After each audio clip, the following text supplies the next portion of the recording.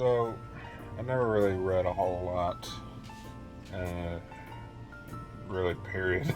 I only really started getting into reading actual books, novels, and stuff when I was in my mid 20s, and I started showing an interest in Stephen King.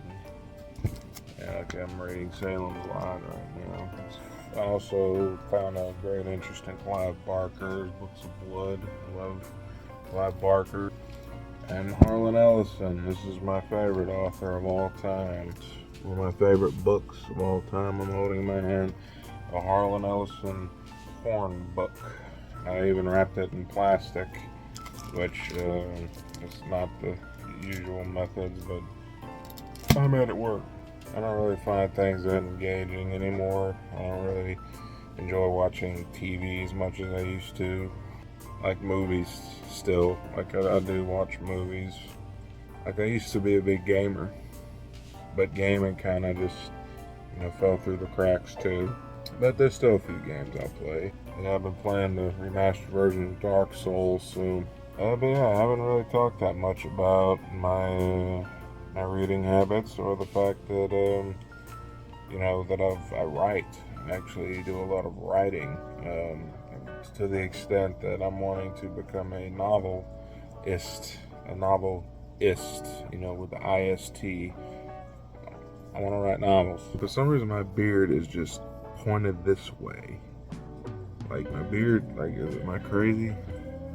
I want it to be symmetrical. Never had that happen before. It's something I'm working on.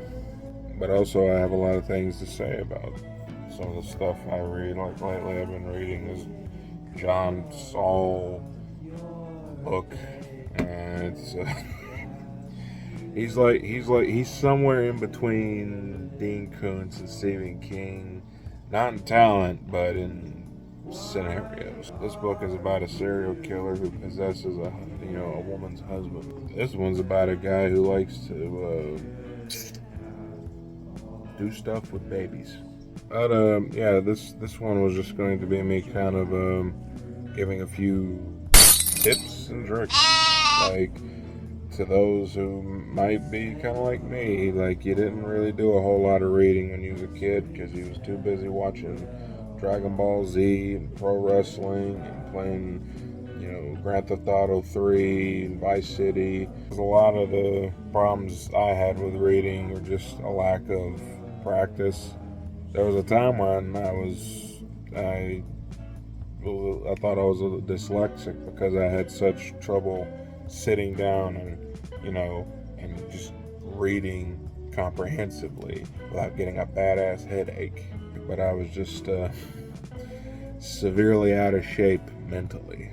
And one thing I've learned is that if you're out of shape up here, then the rest of this shit is going to be out of shape too. You know what I mean? Which, by the way, I'm down 20 pounds since I started my little diet on my birthday. Don't go in the cycle of buying just random books just because, they're cheap and they look cool. Like I've done the last few years. I have over 500 books, and I've maybe completed about 10 of them. And, if I keep buying books at this rate, I'll probably never actually get around to completing them.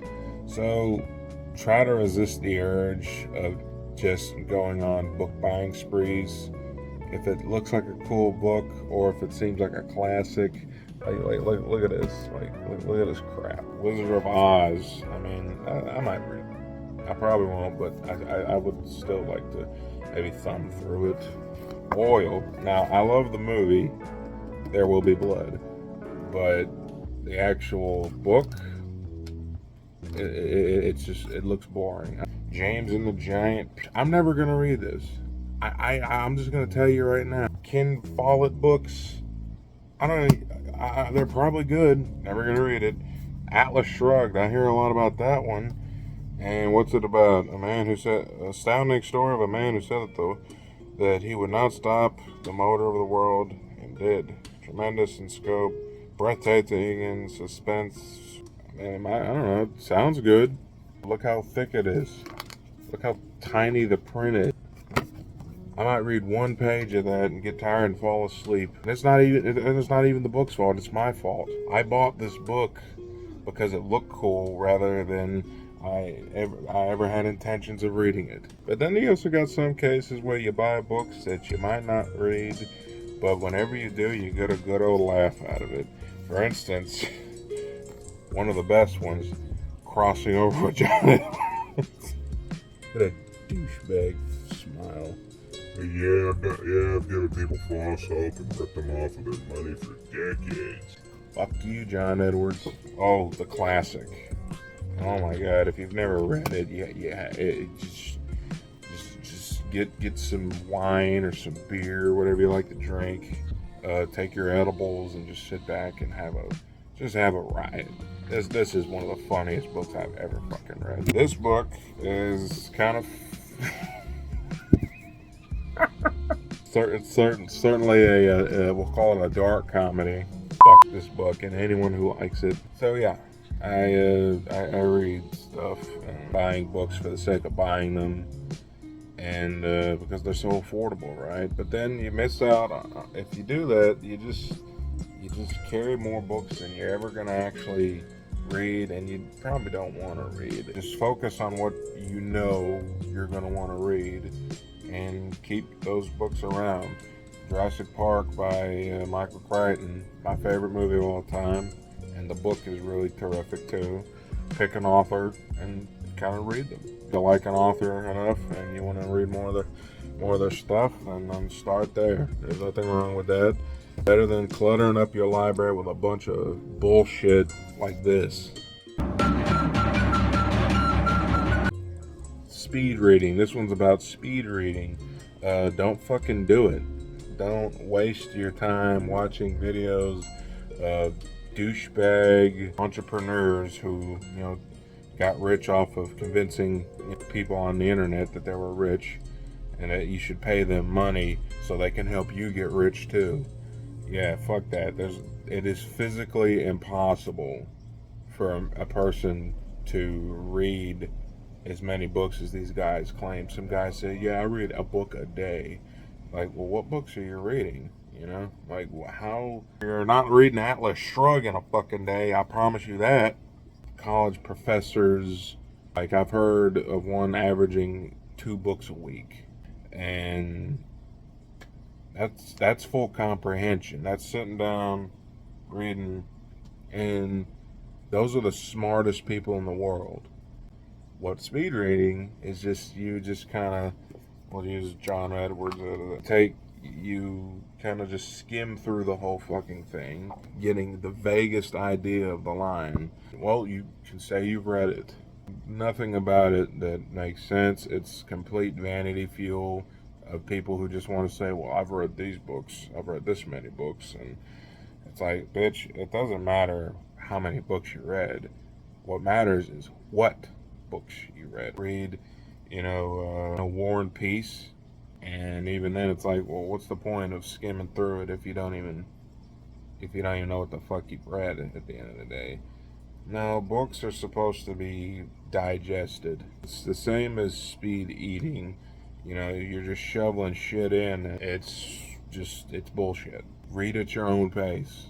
That's actually the best way for yourself. But that doesn't mean that you can't get more uniform about your reading.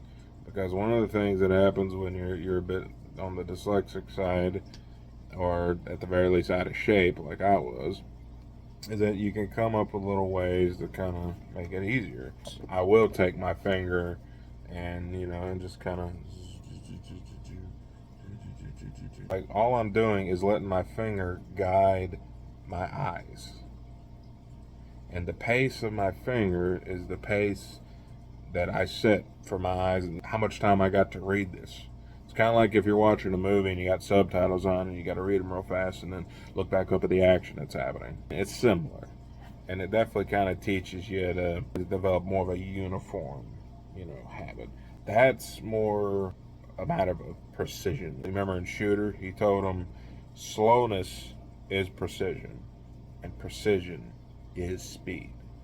That applies to damn near everything. Start slow. Be precise. And you'll be surprised how fast you'll be getting shit read. Well, not this. Those who say, well, I don't have time to read. You know, I don't have time to sit down and really read a book. You know, because it's just so time consuming and it takes so much attention. Well, let me prove something real quick. How often do you get a text that's, you know, a wall of text, but you get full attention? You know, somebody's just like, hey, oh, thanks for, you know, just saving my life in Nom or whatever. You know, you actually could read that. Full comprehension. Nom was hell, you know. I'm saying some shit. Yeah, that, if you can read a fucking text, you can read a fucking book. If you can read articles on the internet, you can read a fucking book. If you have any understanding of human language, if you're able to read a sign on the road, stop, then you can fucking read a book. It's not a matter of you have time to read it. It's a matter of you just don't want to fucking read it. Just you got to be honest with yourself. There's nothing wrong with not wanting to read. Sometimes you just don't want to fucking read. In fact, most of the time, if you're like me, you don't want to fucking read because it's probably the most earned kind of entertainment that, you know, there is. In a movie, it's just kind of all happening before you, but in a book, you know, it's all kind of like you have to, you know, imagine the characters' faces, you gotta imagine their voices, you gotta imagine the scene, the scenario. There's a theater in your head, and you gotta get good at that. And sometimes you just don't have the mental energy to do that, and there's nothing wrong with that. And the more you get into it, the more you like really kind of like, I'm really passionate about this. I want to read Stephen King, you know, because I've never always watched the movies and I've always heard they were inferior to the books, and I've only completed, you know, several of his short stories and one of his novels, Carrie, and then I'm kind of going down the line. I'm reading Salem's Lot. I'm in the middle of it, and you know, just it takes time to really kind of get comfortable, get to the point where you don't overthink things, because that's really my habit. I dissect the lines, you know, to such an extent that it's just kind of like, you know, by the time I'm about 3 or 4 pages in, I'm beat. And there's nothing wrong with that either. If you are getting that much out of reading it, then that's beautiful. You're reading it the way you're supposed to. You have to figure out how your brain works. And your brain does work. You know, just stop comparing yourself to others. And once you figure out how your brain works and how it processes information, and then you make peace with the fact that, you know, the vanity fuel, well, I can read this many books in a year, and with just enjoying a book, you know, just actually like really taking it in and enjoying it. That guy, R.C. Walden, he called it the best self-therapy that there is. And that really is probably about the best way to put it. It is self-therapy. Your badge of honor shouldn't be from how many books you've read, it should be what books you've read. If you manage to read Nietzsche, you know, with full comprehension, then you really done something. The Bible in its very cryptic nature is also one that, you know, just you could dissect on a line-by-line basis. Sometimes you got just casual reads that aren't, you know, too daunting, you know, nothing that'll just hurt your brains. I recommend reading, you know, pieces of shit, because it really kind of emboldens you to like, oh, holy shit, I could write this shit. You'll learn the difference between good writing and bad writing. Bottom line, if you can take a shit, you can read a book.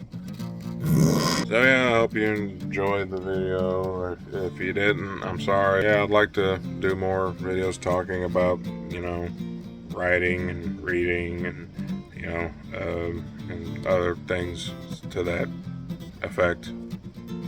I can't talk.